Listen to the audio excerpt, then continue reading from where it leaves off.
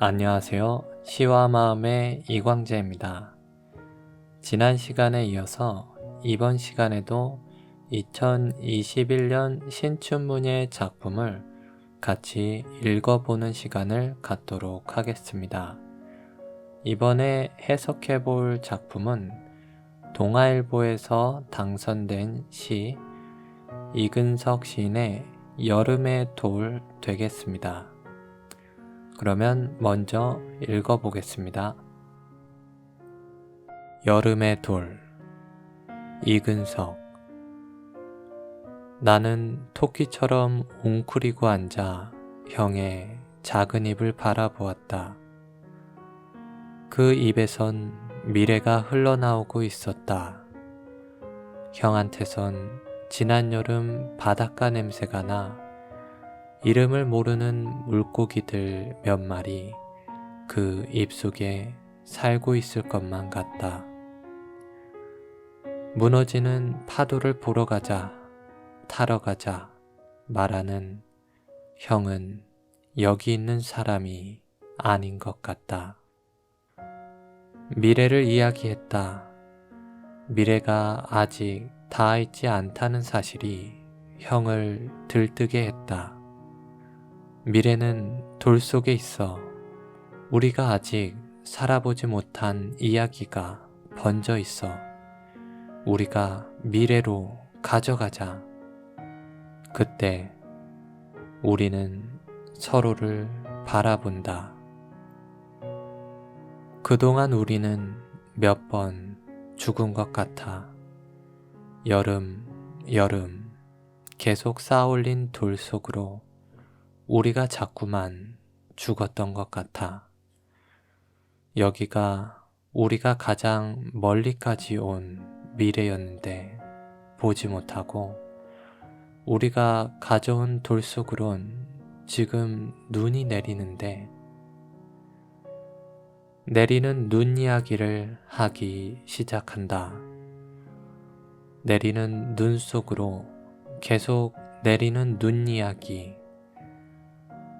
어디로 가는지 모르고 우리가 우리들 속으로 파묻혀가는 이야기들을 우리가 했다.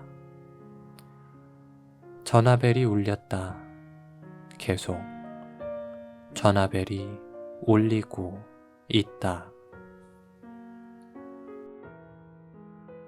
네, 어떻게 들으셨나요?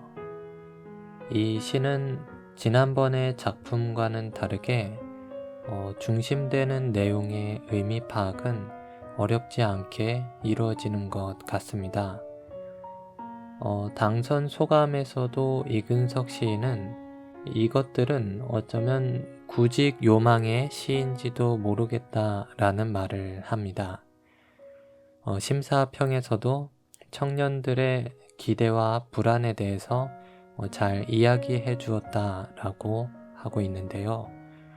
그것처럼 구직의 이야기 혹은 어떤 꿈에 대한 청년의 이야기가 드러나 있다라고 할 수 있겠습니다.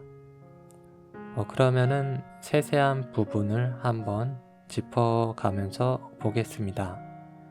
우선 이 시의 제목은 여름의 돌이라고 되어 있습니다. 우선 돌의 이미지가 이 시에서 핵심적으로 드러나고 있는데요. 방금 읽어보았을 때 이미지로 보아서 이 돌은 일단 여름 바닷가의 돌이니까 큰 돌은 아닐 것이고 산에서 볼 수 있는 바위돌을 연상케 하는 그런 류의 돌은 또 아닐 것입니다.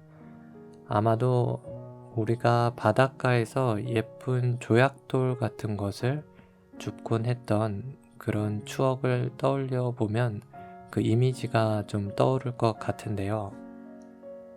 그러니까 이 돌의 이미지는 어떤 희망에 대한 이미지를 좀 품고 있는 것으로 비추어진다고 하겠습니다. 우선 1년의 내용을 보겠습니다. 나와 형이 나오는데 나는 웅크리고 토끼처럼 웅크리고 앉아있고 형의 작은 입을 바라보고 있습니다. 그런데 1년에서 나오는 이미지들은 되게 어둡고 다운되어 있는 그런 이미지들을 보여줍니다.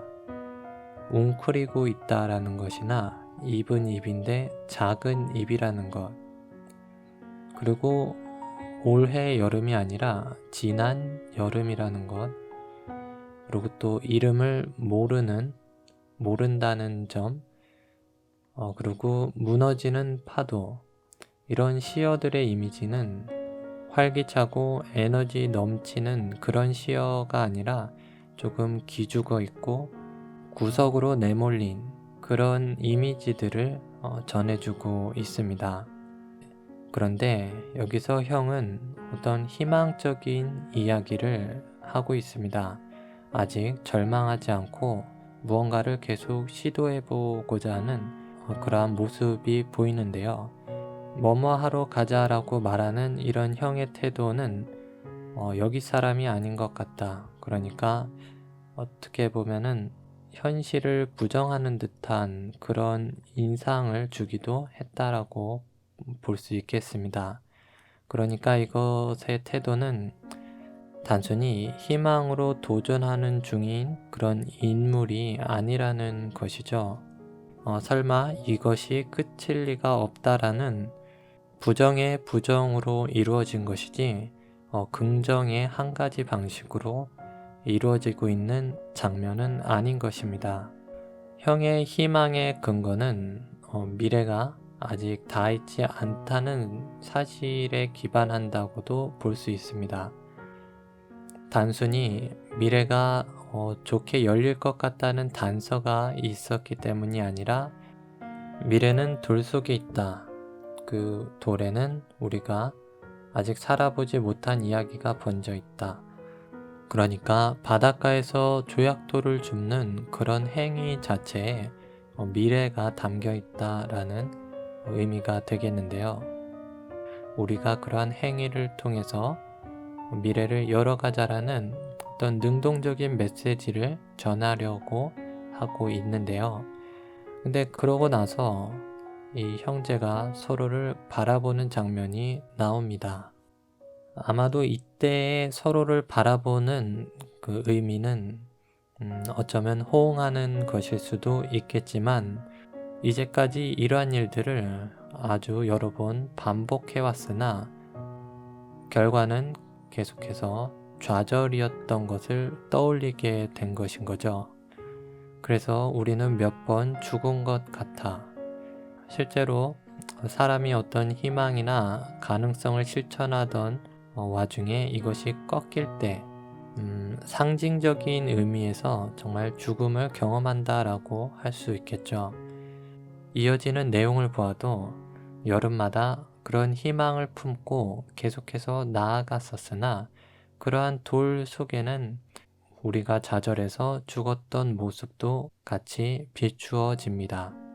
그러면서 어쩌면 지금 이 상태가 우리에겐 가장 멀리까지 온 미래였는데 보지 못한 것은 아니었을까.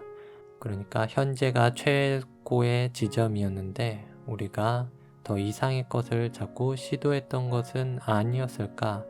어떤 회의도 품는 모습이 그려집니다. 그러니까 여름에 대해 이야기하고 희망을 품었지만 현실은 겨울이라는 것을 망각했던 것은 아닌가. 이러한 생각에 대해서 근데 단순히 좌절하는 것으로 이어지지가 않습니다. 다음 년을 읽어보면 이제 내리는 눈 이야기를 하기 시작합니다. 이야기는 이야기인데 계속해서 눈 속으로 또 눈이 내리는 그런 절망의 절망 이야기, 아무도 모른 채로 파묻혀가는 그런 이야기들을 우리가 했다라고 말하고 있습니다. 그러니까 이 해당 년에서 하는 눈 이야기는 실패에 대한 이야기나 아니면 암울한 현실에 대한 이야기일 것입니다. 그러한 이야기들을 하는 주체가 남이 아니라 우리라고 드러내주고 있습니다. 또 들었다도 아니고 했다라고 또 주체적인 의지를 표현해주고 있죠. 이러한 눈 이야기를 남한테서 듣는 것과 직접 하는 것은 전혀 다른 뉘앙스를 풍기죠. 현실에 대해서 객관화가 이루어졌다라는 것도 나타내주고 있는 것이며, 남이 어떠한 이야기를 하기 전에 우리의 이야기를 우리가 스스로 한다라는 주체적인 면모도 강조해 줍니다.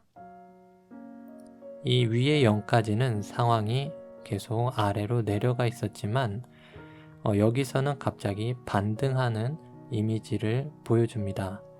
그러니까 앞에서는 미래에 대해서 이야기를 했었는데 여전히 눈에 대해서일지라도 이야기를 멈추지 않고 있습니다. 그러니까 삶에 대한 이야기를 멈추지 않고 있는 모습을 보여주고 있습니다. 그런 점에서 했다라고 말할 수 있는 것이고요. 여기서 분위기가 역으로 상승할 수 있게 됩니다. 우리는 이러한 현실에 당하고 있는 입장이 아니라 이것을 논하고 있는 입장이니까. 그래서 마지막 연은 전화벨이 울리는 장면이 이어집니다. 이 연의 이미지는 무언가 되게 활동적인 이미지를 주는 듯 합니다. 바쁜 사무실에서는 전화벨이 계속 울리죠. 위에서는 웅크리고 앉아서 이야기를 하는 뭔가 처진 이미지였다면 여기서는 갑자기 바쁘고 활동적인 분위기를 풍겨줍니다. 전화가 왔다는 것은 그리고 어떠한 소식을 전해줄 수도 있는 것이겠죠. 소식 혹은 우리가 전화벨이 울릴 때 어떤 기대감을 품을 수도 있는데 전화벨이 계속해서 울리는 상황은 결국에는 이 시가 희망으로 끝이 나는 시였다라고 말할 수 있도록 해주는 부분 같습니다. 다시 한번 살펴보자면 직업상의 이유든 어떤 꿈에서의 이유든 달성하지 못하고 계속 하락하고 구석으로 몰리고 있던 청년의 이야기들을 보이다가 그 속에서 우리가 삶의 이야기를 멈추고 있지 않다는 장면을 인지하게 되면서 자신들의 능동성과 힘을 인지하고 희망으로 끝을 맺는 그러한 모습의 시라고 한번 정리해 볼 수 있겠습니다.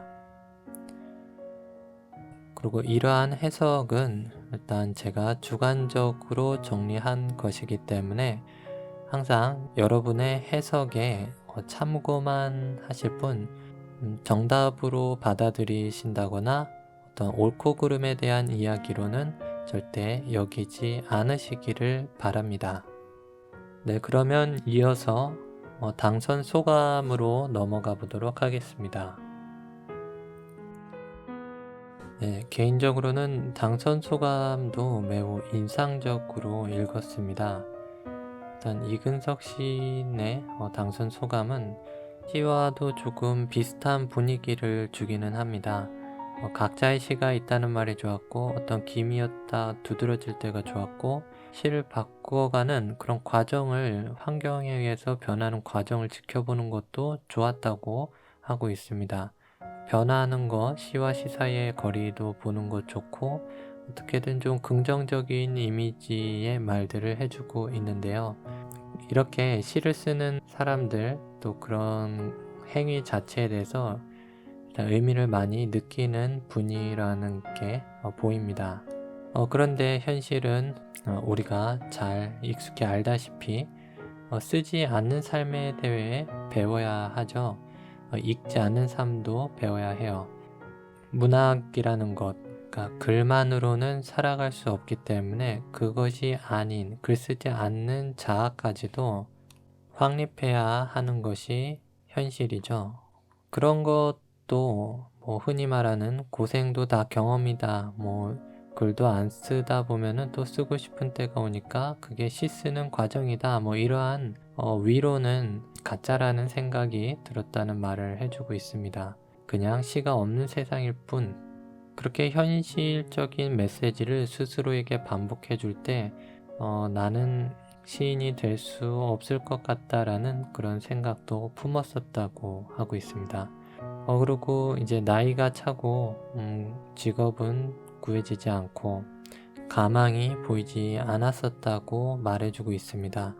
그래서 구직 요망에 시일는지 모른다 라고 여기서 말했는데요.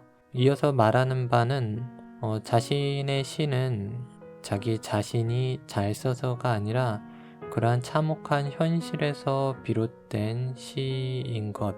그러니까 이 시가 당선될 만한 자질이 있었다면 그것은 내 개인의 자질보다 시적이라고 할 만큼 참혹했던 현실에서 비롯되었다라고 말해주고 있는 듯 합니다. 그러나 이제 같이 힘을 내준 사람들이 있었고 그렇게 해서 이러한 기회를 얻었는데 그에 따라서 책임 있는 시인이 되고자 하겠다고 이야기하고 있습니다. 그러면서 이런 말을 하는데요. 모두가 아프지 않았으면 한다. 슬프지 않았으면 한다. 잘 지냈으면 한다. 따뜻한 마음에 시인이라는 것을 느끼게 해줍니다. 모두가 아프지 않았으면 한다는 이 말 자체도 어쩌면 책임 있는 말이 아닐까 그런 생각도 해봅니다. 왜냐하면 나만 이러한 삶을 겪고 있는 것이 아니라는 것을 인지하고 있음을 보여주는 말이기 때문인 거죠.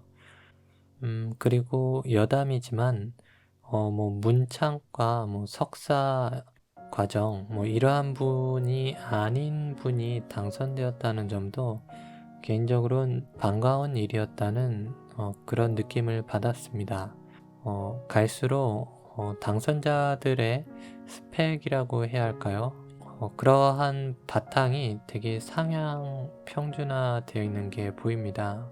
물론 다양한 곳에서 다양한 배경을 갖고 당선되는 분들이 물론 많습니다만 글을 딱 전문한 사람, 그것도 석사에 이를 만큼 어떤 여건이 마련되고 글에 전문한 사람만이 시인이라는 이름을 얻을 수 있다라는 환경은 시의 생태계에 좋지 않다는 그런 생각을 갖고 있습니다. 너무 전문화돼 버리면은 그들만의 세상으로 완전히 올라가 버릴 수도 있는 것이죠. 그러면은 위에 있는 세상 사람들의 이야기와 아래에 있는 세상 사람들의 이야기 이렇게 나뉘면은 이 간극이 멀어져서 결국 소통하기가 어려워질 겁니다.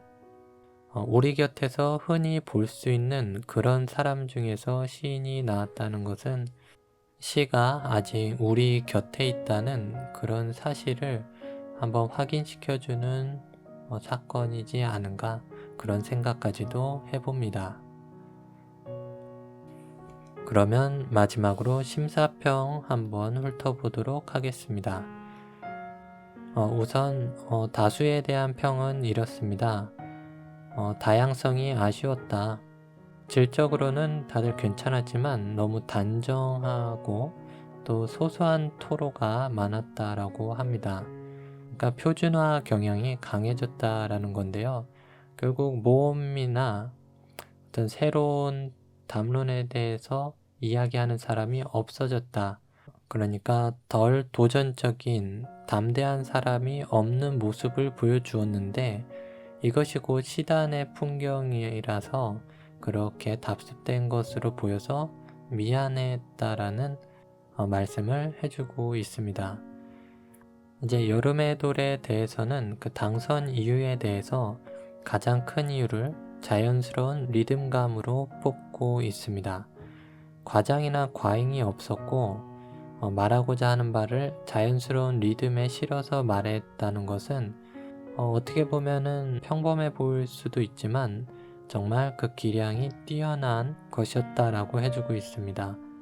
청년의 불안과 기대를 수일한 이미지와 자연스러운 리듬으로 순조롭게 표현했다. 다만 과감함이 좀 있었다면 어땠을까? 하지만 그래도 안정성이 충분했다, 신뢰할 만했다라고 말해주고 있습니다. 이와 같은 심사평은 문정희 시인, 조광석 평론가가 남겨주었습니다. 네, 그러면 이번 시간 2021년 동아일보 시부문 당선작 이근석 시인의 여름의 돌 읽어보았습니다.